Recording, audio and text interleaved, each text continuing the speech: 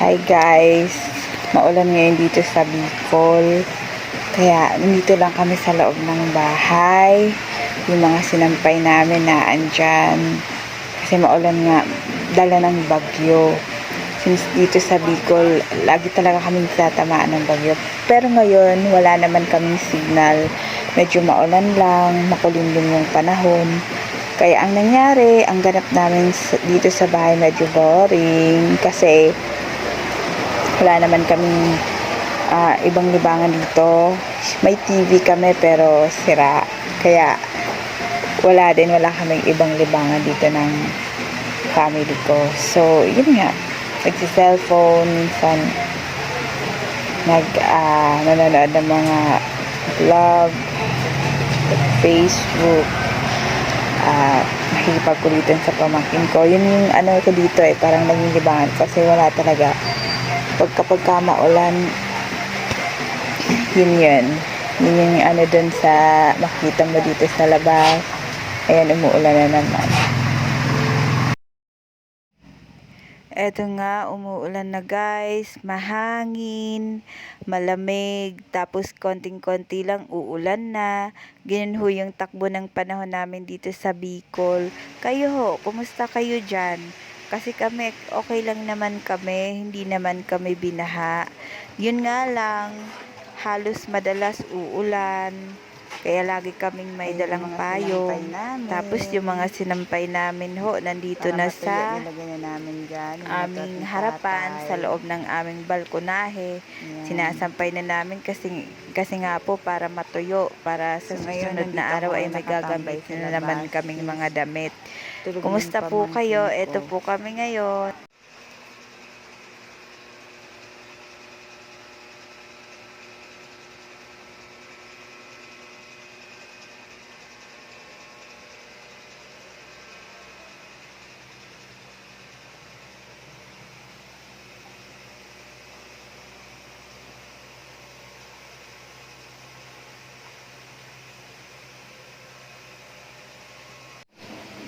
Dali, kain.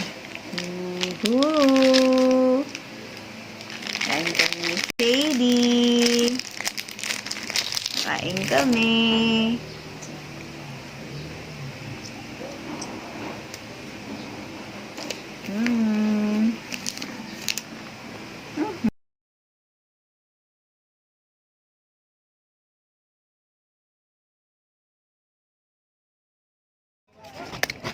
Gabi, lakad ka na, nak. Punta tayo kay Lola Beng. Oo.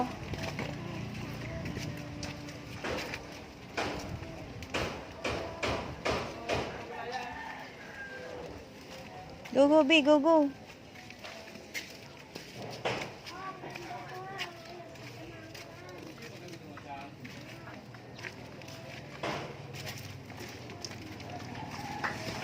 Yan ba si Lola Beng?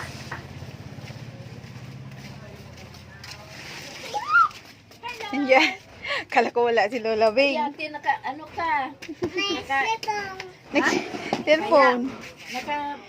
Ano ka? Anong tawag Gusto niya magbablog daw siya. Oo, magbablog daw siya. May guwa ko champurado. Sumachampurado? May ilang milk. Kailang mayong milk. Lagyan mo lang milk. Di ba may milk ikaw?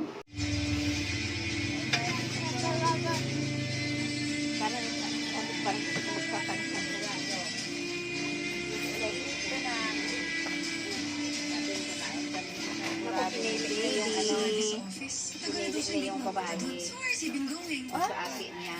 Oo. Kawawa man yung akin. Sabi ko, totoo yung anak niya. I could ask you the same question, Dad. What are you doing here? Based po sa initial test namin, na-overload ng dugo yung baga niya dahil...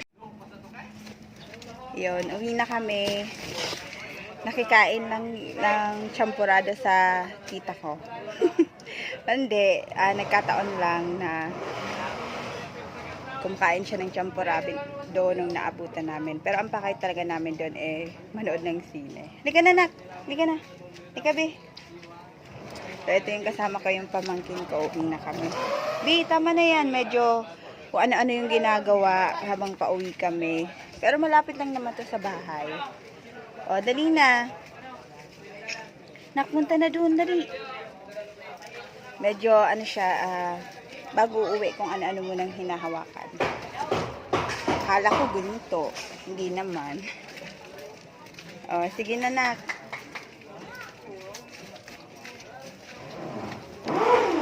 Dito na kami. Oh, bakit? I bring here red one. Ngayon? I bring here. I bring here. I do one. Say hi. Tumila na yung ilan na. Mag-cup ka, nak. Baka ambunin. Baka magka-ambon.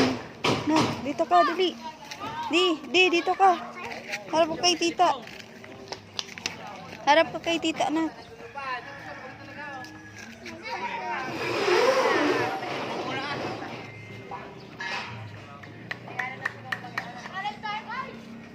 Di. Dito, di. Hi. Sinasabay na. Hi. Sabi mo, I'm Sadie. Kumusta kayo?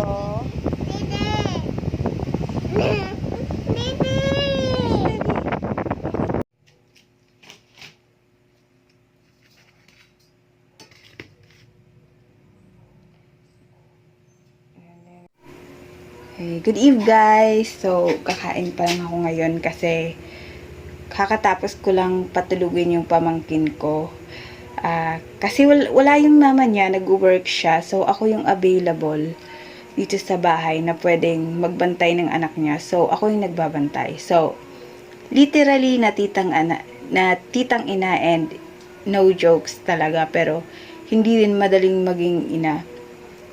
So, sabi ko, hindi pala ganun magpalaki ng anak.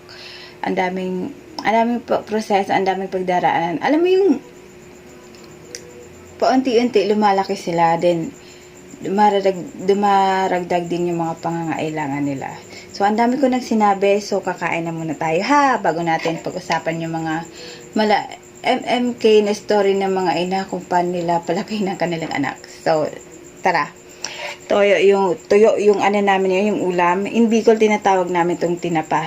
Dried fish to. Para sa mga rich kid, oh. Dried fish po ito, ha? So, ito ngayon. Kakain na ako kasi maliligo pa ako. Then, after that, matutulog na or mag-Facebook muna, then magdarasal or ano, whatever. Kakain tayo.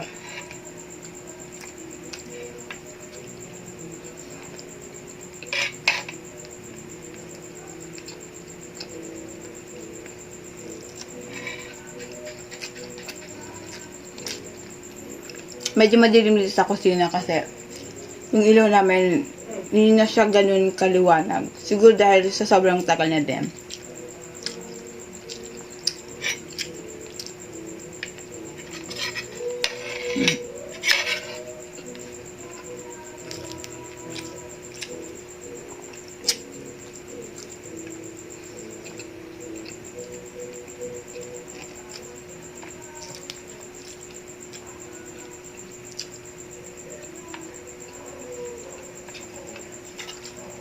Bango.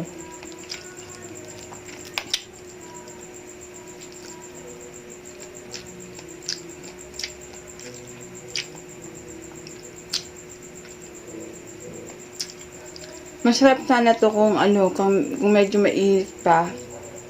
Kung merong kapartner na kamatis, may konting suka. Kaya lang, wala kaming budget ngayon, so walang kamatis. Pero pag may budget kami, yung dried fish namin, lalo na nung tinapa, bumibila kami ng kamatis. Kasi ako talaga, sanay din akong kumain ng tinapa na merong kapartner na kamatis.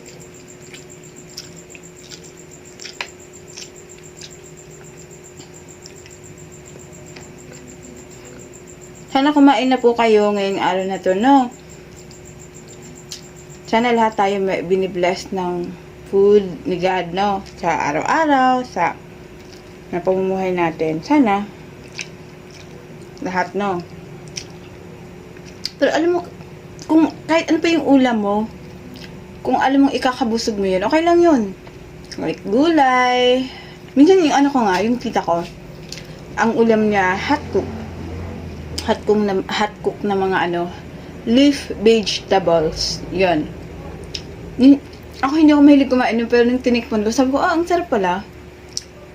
Minsan try ko mag-vlog nun, tapos kakain, para makita din ninyo.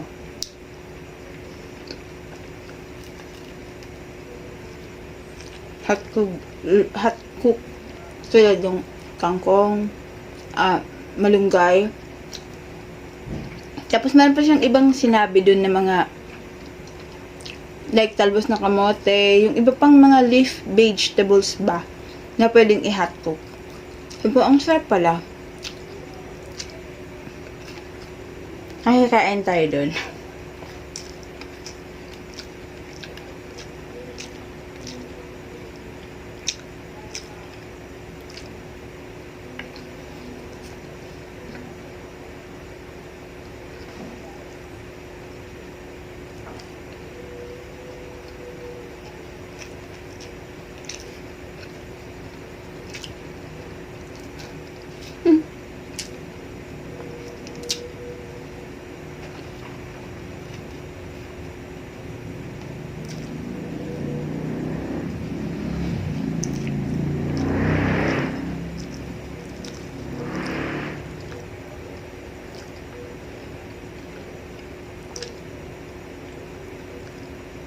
Mm-hmm.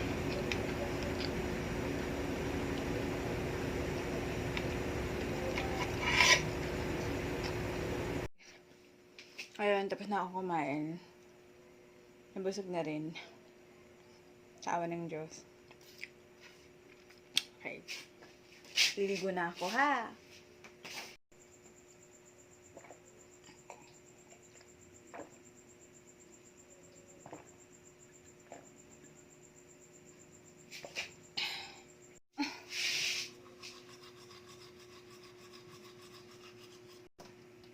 Mm.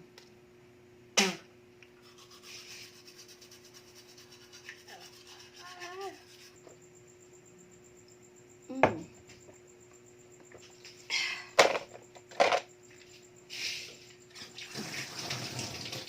Ay, tsako lang yung tit ko.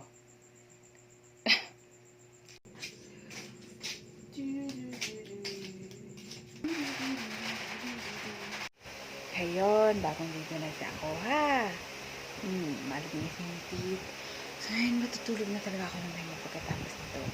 Kasi alam mo yun, yung pagod ka sa araw, kakabantay ng bata, kakatiis ng ugali niya. Di ba kasi yung bata, may mga batang ang hirap talagang sawayin. At na dito yung pamangkin ko. Pero mabait ang pamangkin ko. Kita niyo, nakatulog na siya. Hindi naman siya nagising yung naliligo ako. Tulog na siya. Bihis mo na ako guys.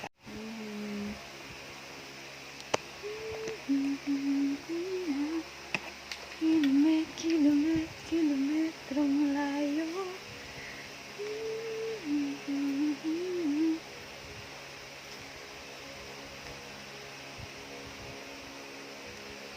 Ay, Diyos ko.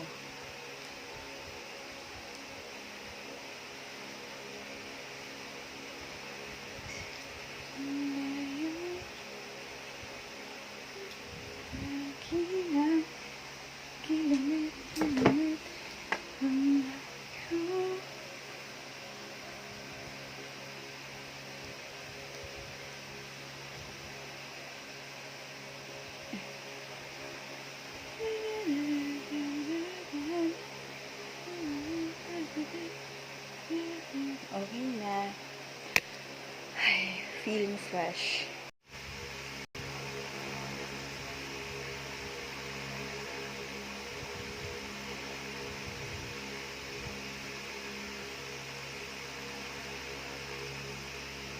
Happy.